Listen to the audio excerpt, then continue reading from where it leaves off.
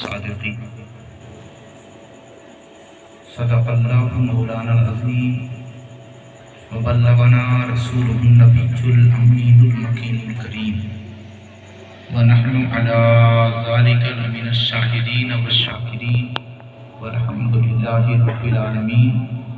بابا بلند نبی اور آل نبی پر درود پاک پیش فرما لیں۔ اللہم صلی علی سیدنا شفیعنا حبیبنا مولانا محمد وسلم۔ صلو علیہ صلاۃ و سلام علیک یا رسول اللہ صلی اللہ تعالی علیہ وآلہ وسلم۔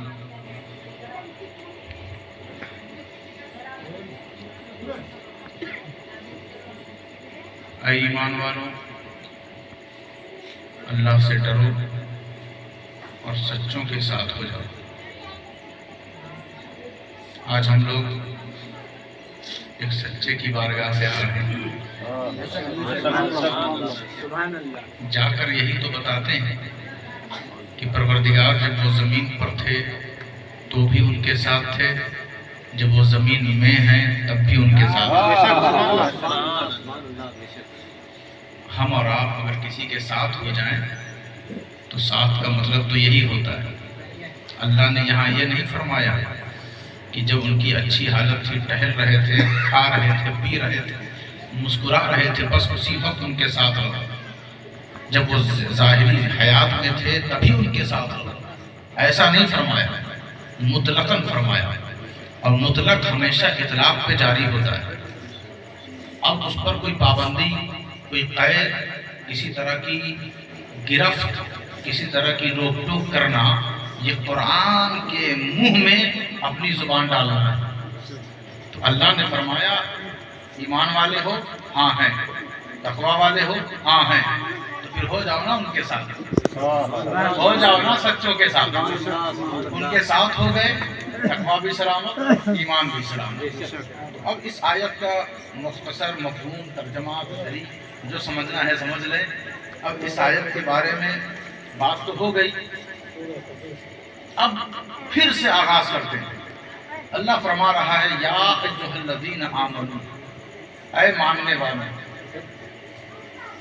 مانتے ہو تو ایسے کہ گھر چھوڑ دیتے ہو، مانتے ہو تو ایسے کہ جان دے دیتے ہو، مانتے ہو تو ایسے کہ خواہشات ترک کر دیتے ہو، مانتے ہو تو ایسے کہ جوانی راہ خدا میں قربان کر دیتے ہو، مانتے ہو تو ایسے کہ اپنا مال اٹھا کر مسجد میں لگا دیتے ہو، مانتے ہو تو ایسے کہ کبھی گنبد خضرا کو دیکھ کر مسکراتے ہو، کبھی نجف اشرف کے تاجدار کو دیکھ کر مسکراتے ہو، کبھی کربلا معلیٰ کو دیکھ کر مسکراتے ہو، کبھی غوث اعظم کا گنبد چمکتا ہوا دیکھ کر مسکراتے ہو۔ تمہارے سامنے کسی ایک سچے کی بات آ جائے تم کہتے ہو کہ ہم تو ان کے دیوانے ہیں، ہم تو ان کے ماننے والے ہیں، ہم تو ان کے شہدائی ہیں۔ ایمان والے ہیں ہی وہی کہ ولی کا تذکرہ ہو اور دل ان کا خوش ہو جائے۔ یا ایھا الذین آمنوا، اعلان ہو گیا کہ چلو، حضور کا اعلان ہے، میدان جنگ میں چلنا ہے۔ اب بتائیں، محبت والے جو نہ ہوں، اعلان اللہ نہیں کر رہا ہے، لوگوں کے گھروں میں مائک لگا کر وہ نہیں آواز دے رہا ہے، اپنے محبوب کی آواز کو اس نے اپنی آواز کہا ہے، اپنے محبوب کے کلام کو اس نے اپنا کلام کہا ہے، کہا ہے کہ وہ تو اپنی مرضی سے بولتے ہی نہیں، جو بھی بولتے ہیں میرے کہنے پر بولتے ہیں۔ وَمَا يَنطِقُ عَنِ الْهَوَىٰ إِنْ هُوَ إِلَّا وَحْيٌ يُوحَىٰ۔ تو نبی کا نطق، نبی کا کلام، نطق کہتے ہیں جب پرندہ اپنے سینے کی آواز سے زور دیتا ہے، سینے کی آواز پہ، تو جو آواز، جو دل دھڑکنے کی آواز آتی ہے اسے نطق کہتے ہیں۔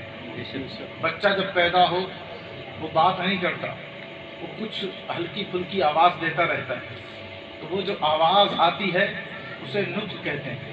پرندوں کی بولی جو سمجھ میں نہیں آتی اسے نطق کہتے ہیں۔ اور اللہ کے رسول کے بارے میں اللہ فرما رہا ہے یہ جو مکہ میں پیدا ہوا ہے آمینہ کے شکم سے، عبداللہ کا بیٹا، ہم سب کا آقا، یہ جو پیدا ہوا ہے یہ اپنی مرضی سے نہیں بولتا، یہ میری مرضی سے نطق کرتا، وما ینطق نطق کرتا ہے، یعنی حضور جب پیدا ہوئے نا، بچے کی جو آواز ہوتی ہے وہ بھی آواز حضور کی اس کی مرضی سے ہے، آواز حضور کی اس کی مرضی سے ہے۔ بی بی آمنہ فرماتی ہے کہ میرا بیٹا سجدے میں چلا گیا جب پیدا ہوا، اور میرے شکم سے صرف خوشبو نکلی، صرف خوشبو نکلی، اور اس نے سر کو سجدے میں رکھ کر ایک نطق کیا۔ نطق کیا ہے؟ رب حبلی امتی، پروردگار جتنے یہاں بیٹھے ہیں سب کی تو بخشش فرما دے۔ کہا نطق کہتے ہیں، حضور کی ہر آواز کو نطق کہتے ہیں، یعنی حضور سانس بھی لے رہے ہیں تو اس کی مرضی سے، حضور کا دل دھڑک رہا ہے تو اس میں بھی اس کی رضا ہے، حضور مسکرا رہے ہیں اس کی رضا ہے، حضور چل رہے ہیں اس کی رضا ہے، حضور کھا رہے ہیں اس کی رضا ہے، حضور پی رہے ہیں اس کی رضا ہے، حضور صدیق اکبر سے پیار کر رہے ہیں اس کی رضا ہے، حضور فاروق اعظم سے محبت کر رہے ہیں اس کی رضا ہے، حضور حسنین کو کاندھے پر بٹھا رہے ہیں اس کی رضا ہے، حضور ولیوں کو محبت کی نظر سے دیکھ رہے ہیں اس کی رضا ہے۔ اب پتہ چل گیا کہ غوث اعظم نبی کی آن ہے، نبی کی رضا ہے، نبی کی محبت ہے، نبی کا لعاب ان کے دہن میں ہے۔ اب دنیا والوں سے کہہ دو کہ عبد القادر جیلانی سے رسول بھی راضی ہے، اللہ بھی راضی ہے۔ تکبیر، نعرہ رسالت، نعرہ رسول، اولاد غوث اعظم، اولاد مولا علی، نعرہ تکبیر، نعرہ رسالت۔ اے ایمان والوں، محفل میں گھبراہٹ ہوتی ہے تو اپنا ذرا محاسبہ کرو کہ ایمان والوں میں ہو کہ نہیں۔ ذکر رسول کو مسجد سے نکال کر پھینک دینا چاہتے ہو تو اب اپنا جائزہ لو، ایمان والے ہو کہ نہیں۔ ایسے شخص کو مصلی پہ کھڑا کرتے ہو کہ جس کے اکابر نے حضور کی شان میں کھلم کھلا گستاخیاں اور بکواس اپنی کتابوں میں لکھ رکھا ہے، لیکن اسی کا پیروکار، انہی گستاخان رسول کا فالوور مصلی پر کھڑا ہو کر کہتا ہے اللہ اکبر، تو ہم سب اس کے پیچھے نماز پڑھ لیں۔ ایسی حالت میں ذرا پوچھیں کیا ہم ایمان والے ہیں؟ ہم چلتے چلتے جھوٹ بول رہے ہیں؟ کیا ہم ایمان والے ہیں؟ ہم سود خوری کر رہے ہیں؟ کیا ہم ایمان والے ہیں؟ اذان ہو رہی ہے ہم سیدھے مارکیٹ کی طرف جا رہے ہیں؟ کیا ایمان والے ہیں؟ قرآن سال بھر میں ایک بار اٹھا رہے ہیں؟ کیا ہم ایمان والے ہیں؟ اور اللہ کا ذکر اس کی تسبیح سے گھبرا رہے ہیں؟ کیا ہم ایمان والے ہیں؟ بزرگوں کی عزت و تکریم سے ہم کنارہ کشی اختیار کر رہے ہیں؟ کیا ہم ایمان والے ہیں؟ اپنے بچوں کو وہ تربیت دے رہے ہیں جو عیسائیوں اور یہودیوں کا طریقہ ہے؟ کیا ہم ایمان والے ہیں؟ اپنے گھر میں وہ ماحول بنا کر رکھے ہوئے ہیں کیا جو بے حیائی اور بے غیرتی کا ماحول ہے؟ کیا ہم ایمان والے ہیں؟ لوگ محفل میں آ رہے ہیں، وضو نہیں کرتے، سر پہ ٹوپی نہیں رکھتے، اس کا بھی جائزہ لیں۔ کیا مکمل ہم ایمان والے ہیں؟ حرام رزق کھا رہے ہیں؟ کیا ہم ایمان والے ہیں؟ لوگوں کو گالیاں بک رہے ہیں؟ کیا ہم ایمان والے ہیں؟ غیبت اور چغلخوری کر رہے ہیں؟ کیا ہم ایمان والے ہیں؟ پھر بھی کہیں گے ہم تو پکے مومن ہیں، ہم تو پکے مومن ہیں۔ یہ ایمان کون سا ہے؟ یہ ایمان وہ نہیں ہے، یہ ایمان وہ نہیں ہے کہ جس میں اللہ نے یہ حکم دیا ہے کہ اللہ سے ڈرو، اللہ سے ڈرو اور سچوں کے ساتھ ہو جاؤ۔ یا ایھا الذین آمنوا اتقوا اللہ حق تقاتہ ولا تموتن الا وانتم مسلمون۔ اے ایمان والو، اللہ سے مکمل ڈرنا سیکھ لو اور مرو تو مسلمان ہو کر۔ مزہ نہیں آ رہا ہے نا؟ مزہ نہیں آ رہا ہے؟ زور سے کہیں یا رسول اللہ۔ اگر نصیحت کرو تو مزہ نہیں آتا، فضیلت سناؤ تو بڑا مزہ آتا ہے۔ نعرہ تکبیر، نعرہ تکبیر، نعرہ رسالت، نعرہ رسالت۔ یا ایھا الذین آمنو، جو مکمل اللہ سے ڈرے اسے کہتے ہیں یا ایھا الذین آمنو۔ یا ایھا الذین آمنوا اتقوا اللہ وذروا ما بقی من الربا، جو سود سے بچے اسے کہتے ہیں یا ایھا الذین آمنوا۔ یا ایھا الذین آمنوا ادخلوا فی السلم کافہ، قرآن سے کتنے لوگوں کو محبت ہے؟ وہ بھیا جو نعرہ لگا رہے تھے ان کو محبت نہیں ہے کیا؟ ٹوپی بھی نہیں لگائے تھے، بھاگ گئے۔ نعرہ لگانے سے پہلے بھی تھوڑا سوچ لیا کریں کہ جب نعرہ لگا رہے ہیں تو اس کا ساتھ بھی دیں۔ نعرہ لگاتے ہیں پھر ادھر ادھر دیکھ کے مسکراتے ہیں کہ بہت بڑا کارنامہ ہم نے انجام دے دیا۔ یہی عشق محبت ہے۔ اب دیکھیں آپ، فرمایا یا ایھا الذین آمنوا ادخلوا فی السلم کافہ، اے ایمان والوں مکمل طور سے اسلام میں داخل ہو جائے۔ کیا ہوا؟ دن بھر کی بات ہے، چلو جھوٹ بول بول کر سامان بیچ لیں، کچھ پیسہ آ جائے گا، اور پھر آئے مسجد میں وضو کر کے نماز پڑھ لیا۔ اللہ کہہ رہا مکمل داخل ہو جائے۔ کسی کی خود عزت آپ کر رہے ہیں، جیسے وہ ہٹا، بڑا بے ایمان ہے یہ۔ اللہ نے کہا مکمل داخل ہو جائے۔ حضرت عبداللہ بن سلام یہ یہودیوں کے بڑے اچھے عالم تھے، اور ان کو وہ صحیفہ بہت ازبر تھا۔ ایک وقت ایسا آیا کہ آپ حضور کے ہاتھ پر آپ نے اسلام قبول کر لیا۔ عبداللہ بن سلام پہلے یہودی تھے، پھر انہوں نے توبہ کی اور حضور کے ہاتھ پر بیعت ہو گئے، مسلمان ہو گئے۔ تو ان کے ذہن میں ایک بات آئی کہ اسلام میں یہ منع تو نہیں ہے کہ سنیچر کے دن مچھلی کھاؤ، مچھلی کھانا سنیچر کو فرض ہے یا واجب ہے، ایسا کوئی اسلام میں حکم نہیں ہے۔ آپ کی طبیعت ہے، کھاؤ چاہے مت کھاؤ، لیکن یہودیوں پہ پابندی تھی۔ اس وقت پابندی کیا تھی کہ آپ سنیچر کے دن شکار نہیں کر سکتے، جال نہیں پھینک سکتے، مچھلی نہیں مار سکتے۔ سنیچر کو منع تھا۔ اصحاب سبت ان کو اسی لیے کہا جاتا ہے کہ وہ سنیچر والے دن ان پر پابندی تھی۔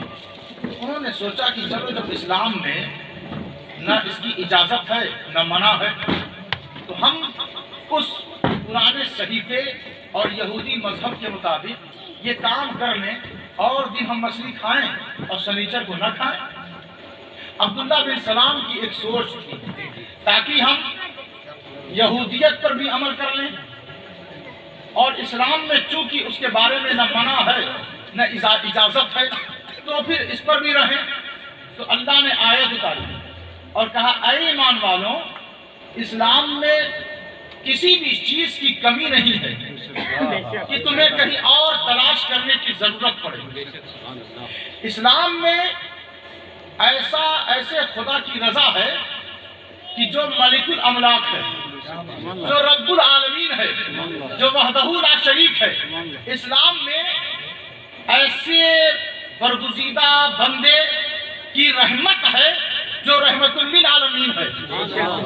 اسلام میں ایسے مولا کی ولایت ہے، عطا ہے، جو حیدر کرار اور شیر خدا ہے۔ اسلام میں ایک ایسی پاکیزہ اور مقدس خاتون ہے کہ جن کی چادر دیکھ کر بہت ساری یہودیہ عورتوں نے کلمہ پڑھ کر اسلام میں داخلہ کروا دیا، وہ بی بی فاطمہ زہرا ہے۔ اسلام میں تحمل اور برداشت کا مینار اور تاجدار اور پیلا کوئی اگر ہے تو وہ امام حسن مجتبیٰ ہے۔ اسلام میں کوئی اگر شہید اعظم ہے تو وہ امام حسین ہے۔ اسلام کے اندر تمام ولیوں کا امام اور سردار اگر کوئی ہے تو وہ بغداد کا تاجدار غوث اعظم ہے۔ اور ان سب کو جو مان لے وہ یا ایھا الذین آمنو ہے۔ یا ایھا الذین آمنو، یا مومن۔ تو اللہ نے کہا یا مومن، اللہ نے کہا یا مومن۔ اب مومن کہے یا رسول اللہ، تو مومن کہے یا رسول اللہ تو ناجائز، اور اللہ کہے مومن کو یا مومن تو جائز۔ یہ عجیب ذہنیت کے لوگ ہیں۔ یا رسول اللہ نہ کہیں تو پھر اور کیا کہیں؟ ارے حضور تو یہ ہے، حضور کی ذات تو ایسی ہے کہ ابو بکر صدیق نے اپنی جان کو سانپ کے حوالے کر دیا مگر حضور کو عزیزت کے حوصلے نہیں دیا۔ حضور تو ایسے ہیں کہ حضرت فاروق اعظم نے اپنے خاندان کے تمام لوگوں سے دشمنی کر لیا مگر حضور کی ذات پر حملہ نہیں ہونے دیا۔ حضور تو ایسے ہیں عثمان غنی جو بہت زیادہ دولت مند مالدار تھے، سبھی مال کو حضور کی راہ میں خرچ کر دیا، حضور کی زبان کا انکار نہیں کیا۔ حیدر کرار شیر خدا نے جس نے سوکھی روٹی اور نمک کھایا لیکن ذوالفقار جب پکڑا ہاتھ میں تو ایسے وار کیا کہ اللہ نے اپنے محبوب کی زبان سے یہ کہلوا دیا یہ شیر کسی اور کا نہیں، اللہ کا شیر ہے۔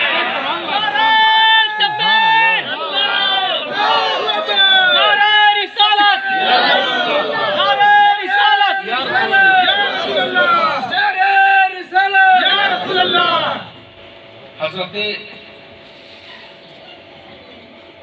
سعد بن ابی وقاص صحابی ہیں اور رشتے میں حضور کے ماموں بھی لگتے ہیں۔ آپ تیر بہت چلانے میں ماہر تھے۔ ایک جنگ کے دوران جب دشمنوں نے حضور پر تیر چلانا شروع کیا، یہ نہ سوچا کریں کہ ارے فلاں کے بڑے دشمن ہیں، کون اس کا ساتھ دے گا، چلو ہم بھی دھیرے سے دشمنوں کی صف میں چلے جاتے ہیں۔ جب جس کی آبادی زیادہ ہے تو انہی کے ساتھ ہونے اسی میں بھلائی ہے، آج کی جو سوچ ہے۔ لیکن صحابہ کی ایسی سوچ نہیں ہے، وہ حق دیکھتے ہیں، حق جہاں ہے اگر وہ تنہا ہے تو ہم ساتھ اسی کا دیں گے۔ تیر کی بوچھار جب ہونے لگی تو حضرت سعد بن ابی وقاص حضور کے دفاع کے لیے آگے کھڑے ہو کر تیر چلانا آپ نے شروع کر دیا اور بہت تیزی سے دشمنوں کا جواب دیتے رہے۔ حضور فرماتے ہیں سعد شاباش، اور تیز تیر چلا۔ سبحان اللہ، سبحان اللہ، کیا سعد تیر چلا رہا؟ فداک ابی و امی یا سعد،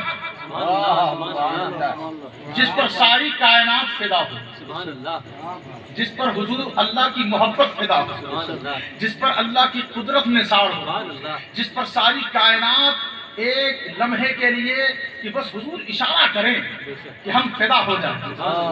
اس موقع پر حضور کیا فرماتے ہیں؟ فداک ابی و امی یا سعد، اے سعد تجھ پر میرے ماں باپ قربان۔ اب جو لوگ کہتے ہیں نا کہ حضور کے ماں باپ کافر تھے، جو لوگ کہتے ہیں ایسا، ان سے کہہ دیجئے گا نبی جب کسی کو تحفہ دیتا ہے تو ناپاک چیز نہیں دیتا، سبحان اللہ، سبحان اللہ، پاکیزہ چیز دیتا ہے۔ تو ماں بھی پاک، والد بھی پاک، دونوں ہیں پاک، اس لیے آپ حضرت سعد پر دونوں کو فدا کر رہے ہیں کہ میرے ماں باپ تجھ پر قربان۔ اس سے بڑا سخی کہاں ملے سبحان اللہ، سبحان اللہ، کہ بلال کو چھت پہ چڑھوا دیں کعبے کے اور سعد پہ اپنے ماں باپ کو قربان کر دیں۔ حضرت سعد تیر چلاتے چلاتے گھائل ہو گئے اور ان کا ایک ہڈی ہاتھ کی ٹوٹ گئی۔ جب ہاتھ کی ہڈی ٹوٹ گئی تو ہڈی نکل گئی تھی اور ہاتھ ترچھا ہو گیا تھا۔ آپ بازاروں میں چلتے، لوگوں کے گھروں میں جاتے، لوگ کہتے سعد تم تو حضور کے ساتھ رہتے ہو۔ انہوں نے علی کی آنکھ میں اپنا لعاب لگایا تو ان کی آنکھ صحیح ہو گئی۔ انہوں نے عبداللہ بن عتیق کی پنڈلی ٹوٹ گئی تھی، پنڈلی پہ حضور نے ہاتھ پھیر دیا تو پنڈلی صحیح ہو گئی۔ ان کی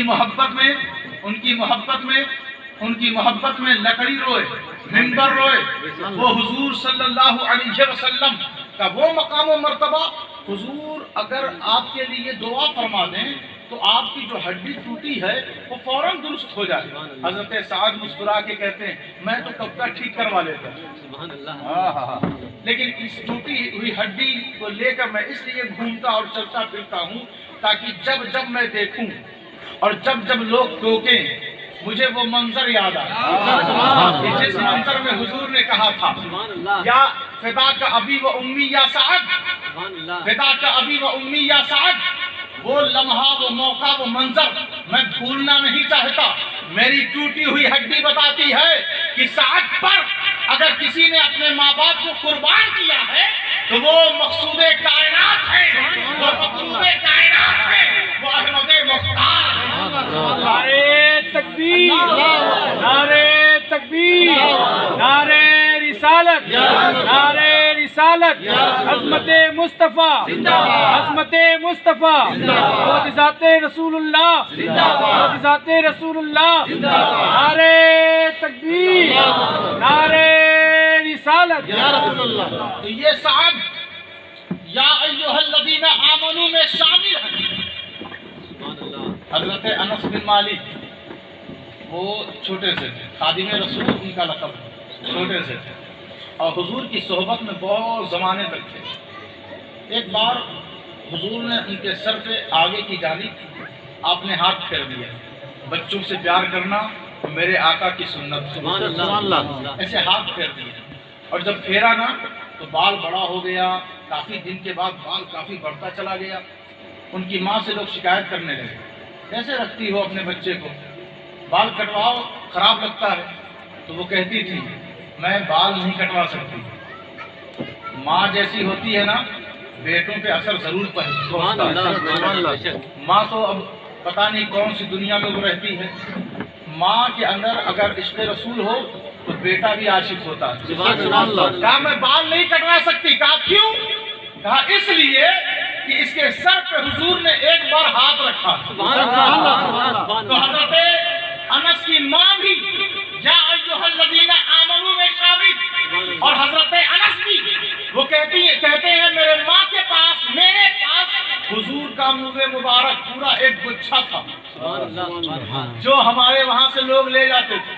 دعوت شریف میں بھی حضور کا منہ مبارک ہے، خانقاہوں میں بزرگوں کے پاس بھی ہے۔ تو دیکھیں آپ یہ سلسلہ پوری کائنات پوری دنیا میں پھیل گیا، حضور کا منہ مبارک جہاں جہاں پھیلا ہے نا اس میں حضرت انس کا ہاتھ ہے۔ یا ایھا الذین آمنوا میں حضرت انس بن مالک شامل ہیں۔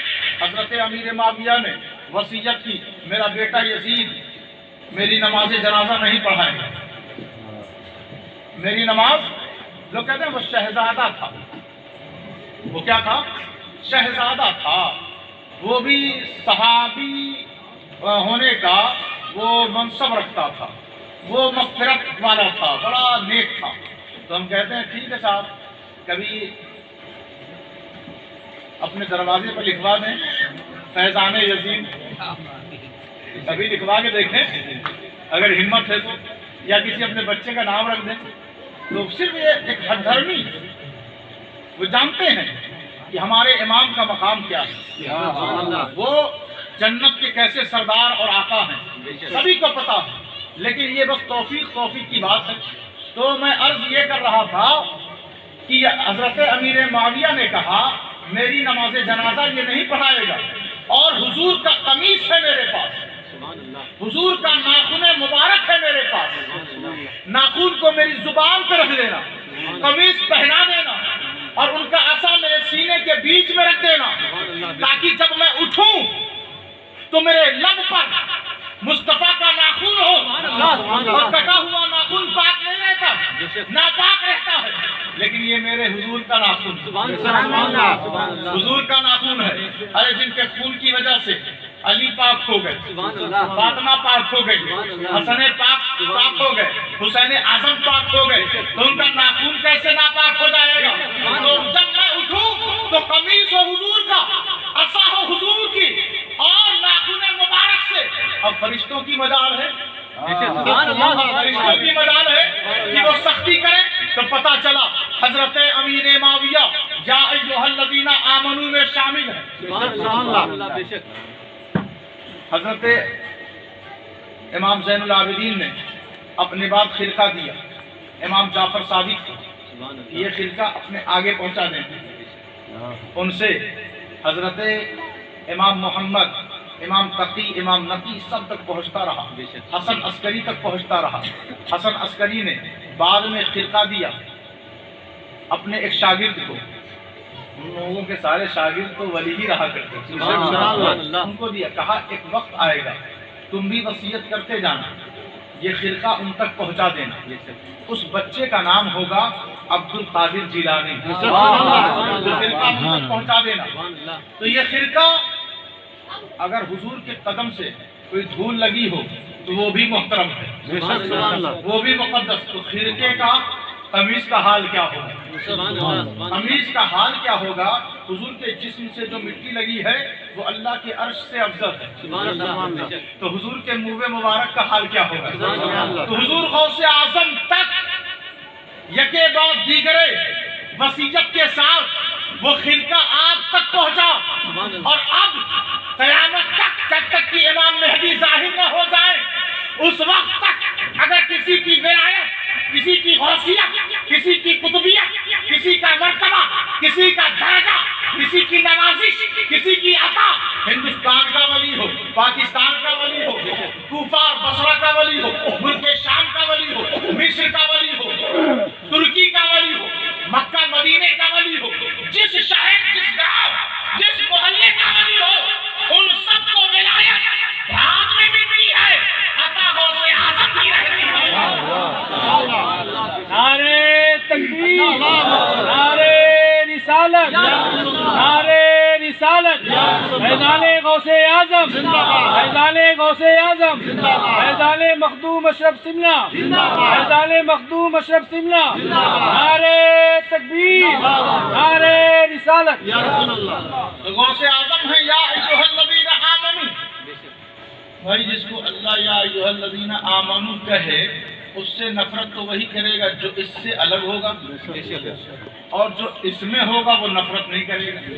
عادت بھلے اس کی خراب ہو سکتی ہے, نماز نہ پڑھے, سچ نہ بولے, کھڑے ہو کے پانی پی لے, یا کچھ شریعت کے خلاف, سنت کے خلاف کام کر لے, لیکن اگر اس کے دل میں غوث اعظم کی محبت ہے تو دل تو مومن ہے, دل تو مومن ہے. اور اللہ نے دو عظیم چیز کو بیان کرنے کے بعد ہو سکتا تھا اللہ ڈائریکٹ کہہ دیتا کہ وَكُونُوا مَعَ الصَّادِقِينَ, سچوں کے ساتھ ہو جاؤ. تو لوگ کہتے ہیں کہ سچے تو ہم ہیں, ہماری جماعت کے امیر صاحب سچے ہیں, ہمارے رشتہ دار جو چلہ پہ بڑا زور دیتے ہیں وہ سچے ہیں.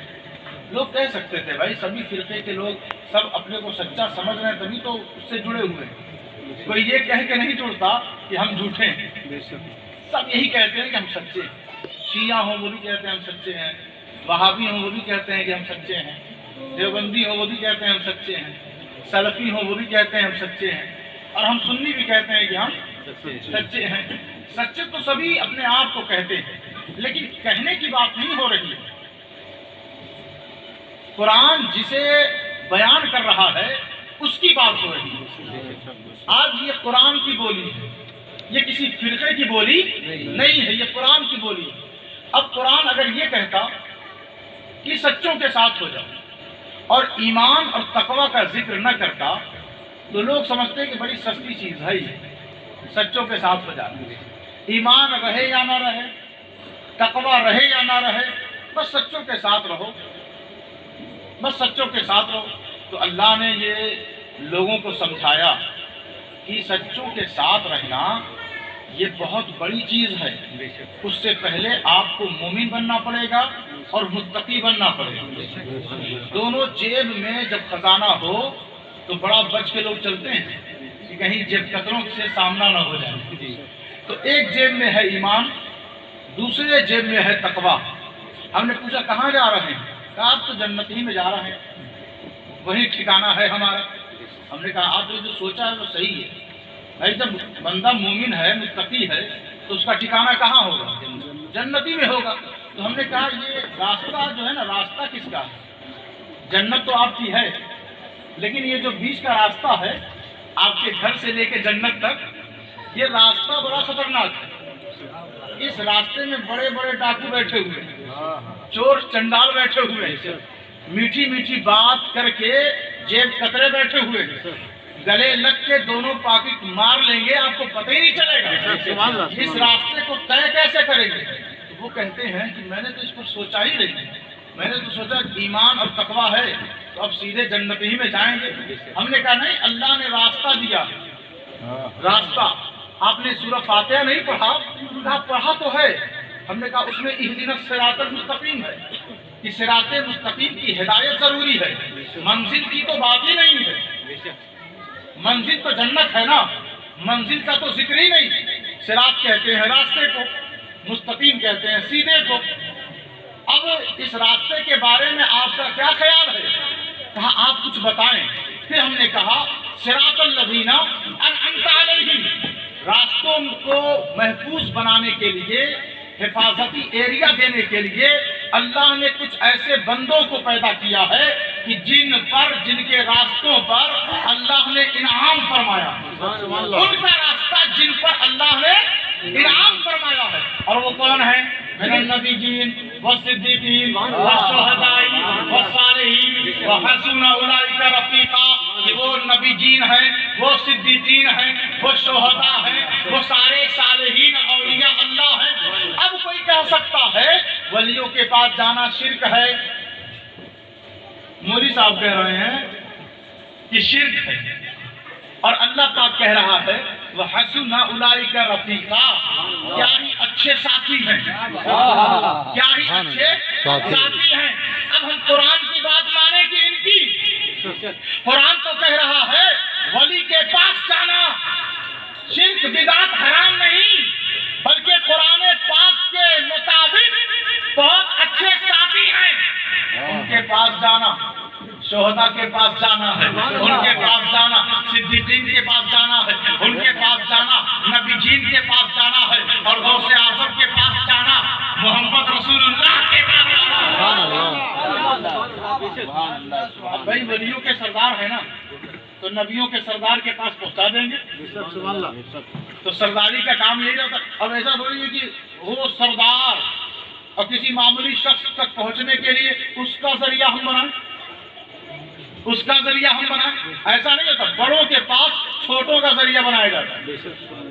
لیکن غوث اعظم سارے ولیوں میں بڑے ہیں ضرور، لیکن نبیوں میں تو نہیں ہے نا. تو اس لیے جب غوث اعظم ولیوں کے سردار ہیں تو حضور نبیوں کے سردار. غوث اعظم درمیان اولیاء، جو محمد درمیان انبیاء. جیسے غوث اعظم ولیوں کے درمیان ہیں، ویسے حضور نبیوں کے درمیان ہیں. تو غوث اعظم سے جو قریب ہوگا وہ حضور سے قریب ہو جائے گا صلی اللہ علیہ وسلم. تو پتہ یہ چلا کہ آپ کہاں جا رہے ہیں؟ کہا ہم جنت میں جا رہے ہیں. تو کہا یہ راستہ بچانے کے لیے، ایمان اور تقوی کی حفاظت کے لیے، تاکہ ایمان بھی بچا رہے آپ کا، تقوی بھی بچا رہے. اور سب سچوں کے ساتھ نہیں ہو پاتے. جن کے پاس ایمان ہو، جن کے پاس تقوی. اچھا تقوی آپ یہ سوچتے ہوں گے 5 ٹائم نماز پڑھ لینا.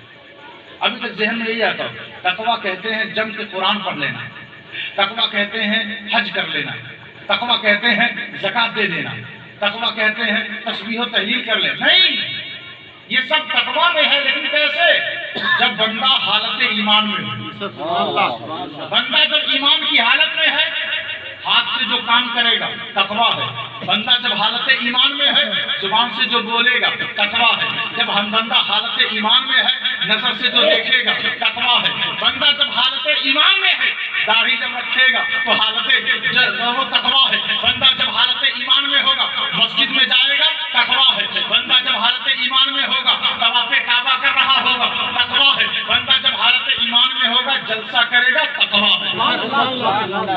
حالت ہو بگڑی ہوئی تو تقوی، نمازیں، روزہ، حج، زکات، یہ تقوی نہیں. اگر یہ تقوی ہے تو سب سے بڑا متقی تو ابلیس ہو جائے گا. اس لیے ایمان کا ہونا پہلے ضروری، بعد میں تقوی ہوتا ہے. آپ کے دل میں ایمان ہے، جہاں بیٹھے ہوئے ہیں تقوی ہے. ایمان کا ہونا ضروری ہے. دل میں ایمان ہو، بچہ جوان، جوانی تقوی. دل میں ایمان ہو، بڑھاپا تقوی. دل میں ایمان ہو، موت تقوی. تو تقوی والباقیات الصالحات المال والبنون زینت الحیات الدنیا، مال اور اولاد دنیاوی زندگی کی زینت. والباقیات الصالحات باقی رہنے والا نیک عمل، باقی رہنے والا تقوی. تقوی لوگ مٹی ڈال کر چلے گئے، اندر کوئی گیا نہیں، اندر ساتھ ہے تقویٰ۔ جب بروز حشر قبر کھلے گی، بندہ نکلے گا، کوئی دائیں بائیں نہیں ہوگا، اس کے ساتھ ہوگا تقویٰ۔ جب میدان محشر میں ہوگا، ہنگامہ ہوگا، اس وقت کوئی کسی کے ساتھ نہیں ہوگا، اس وقت ہوگا تقویٰ۔ جب بندہ پلسرات سے گزر رہا ہوگا تو اس وقت ہوگا تقویٰ۔ جب جنت میں جا رہا ہوگا اس وقت ہوگا تقویٰ۔ لیکن یہ تقویٰ تو ایمان والوں کی عادت کا نام ہے۔ جب دل میں ہوگا ایمان تو تقویٰ ساتھ ساتھ رہے گا، اور جب ایمان نہ ہو تو تقویٰ سے کوئی تعلق نہیں۔ اور ایمان اور تقویٰ کی حفاظت اگر کوئی کرتا ہے تو وہ صادقین کی معیت اور نصرت کرتی ہے۔ غوث اعظم کے جو ساتھ ہے وہ متقی ہے، غریب نواز کے جو ساتھ ہے وہ متقی ہے، بابا فرید کے جو ساتھ ہے وہ متقی ہے، محبوب الہی کے جو ساتھ ہے وہ متقی ہے، نبی کے ساتھ جو ہے وہ متقی ہے، مخدوم اشرف کے ساتھ جو ہے وہ متقی ہے، سید ابو الغوث کرم کے ساتھ جو ہے وہ متقی ہے، حضرت پنجابی شاہ کے ساتھ جو ہے وہ متقی ہے، سہراب بابا کے جو ساتھ ہے وہ متقی ہے۔ جو ولیوں کے ساتھ ہے وہی تو زمانے میں متقی ہے۔ اور جب ایمان اور تقویٰ بچ گیا، راستہ کمپلیٹ ہو گیا، تو جنت میں جانے سے کوئی روک نہیں سکتا۔ سبحان اللہ۔ نعرہ رسالت یا رسول اللہ، نعرہ رسالت یا رسول اللہ، پیر طریقت زندہ باد، سرزمین دھاما شریف زندہ باد، نعرہ تکبیر، نعرہ رسالت یا رسول اللہ۔ یا ایھا الذین آمنوا اطیعوا اللہ، ایمان والے کس کی مانتے ہیں؟ اللہ کی۔ اطیعوا اللہ کس کی مانتے ہیں؟ اللہ کی۔ واطیعوا الرسول کس کی مانتے ہیں؟ کون مانتے ہیں؟ ایمان والے۔ اور جو نہ مانے، جو نہ مانے، ماننے کا بھی طریقہ ہے۔ کیسے؟ اللہ رسول نے کہا ہے نماز پڑھو، ہم مانتے ہیں لیکن پڑھتے نہیں، تو یہ ایک عملی خرابی ہے، ایمانی خرابی نہیں ہے۔ اللہ رسول نے کہا روزہ رکھو، ہم مانتے ہیں رکھتے نہیں، تو یہ عملی خرابی ہے جو سنیوں کے اندر موجود ہے۔ اللہ ماشاءاللہ بہت سارے ایسے لوگ ہیں جو نماز بھی پڑھتے ہیں، روزہ بھی رکھتے ہیں، اور پوری کوشش کرتے ہیں کہ ہم نیک عمل کرتے رہیں، یہ اور بات ہے۔ لیکن میں عرض یہ کر رہا تھا کہ اللہ کی مانو، رسول کی مانو۔ کون مانے گا بھائی؟ ایمان والا۔ سب سے تھوڑی کہا جا رہا ہے کوئی کہے کہ ہم نماز نہیں پڑھیں گے، ہم اللہ رسول کی نہیں مانتے، تو اللہ رسول تو سب سے کہہ بھی نہیں رہے نا، جو یا ایھا الذین آمنوا میں ہیں انہی سے کہا جا رہا ہے۔ آپ مت پڑھیے، آپ کی مرضی، لیکن بات تو ایمان والوں سے کی جا رہی ہے، ایمان والوں سے کہی جا رہی ہے۔ کوئی کہے ہم رسول کی نہیں مانیں گے، اللہ کی مانیں گے، تو بھی آپ ایمان والوں میں نہیں۔ دونوں ساتھ ساتھ ہیں، دونوں ساتھ ساتھ ہیں۔ پھر آگے دیکھیے کیا فرما رہا ہے اللہ، یا ایھا الذین آمنوا اطیعوا اللہ واطیعوا الرسول واولی الامر منکم، تم میں سے جو اولو الامر ہیں ان کی بھی مانو۔ یہاں پر اطیعوا کا ذکر نہیں کیا، کہا وہ اولی الامر منکم۔ جب اللہ کا نام آیا تو اطیعوا، جب رسول کا نام آیا تو اطیعوا یعنی اطاعت کرو، لیکن جب اولو الامر کی بات آئی تو اطاعت کا لفظ نہیں لایا گیا۔ کیوں؟ اس لیے کہ ان کی بات ماننا، اولو الامر کی بات ماننا در حقیقت اللہ رسول ہی کی ماننا۔ تو وہابی حضرات کہتے ہیں کہ ہم تو صرف رسول کی پیروی کرتے ہیں، 4 اماموں میں سے کسی کی نہیں مانیں، تو یہ آیت تو ان کے خلاف ہو گئی، تو اس لیے وہ گرفت میں۔ تو کہا تم میں سے، کہیں اور سے نہیں، تم میں سے جو اولو الامر ہیں، پتہ چل گیا کہ غوث اعظم کو غیر مت سمجھو، یہ تم میں سے ہے، غریب نواز کو غیر مت سمجھو، یہ تم میں سے ہے، محبوب الہی کو غیر مت سمجھو، یہ تم میں سے ہے، مخدوم اشرف کو غیر مت سمجھو، یہ تم میں سے ہے، مخدوم کرم دیوان کو غیر مت سمجھو، یہ تم میں سے ہے، کہ اللہ کے ولی کو غیر مت سمجھو، یہ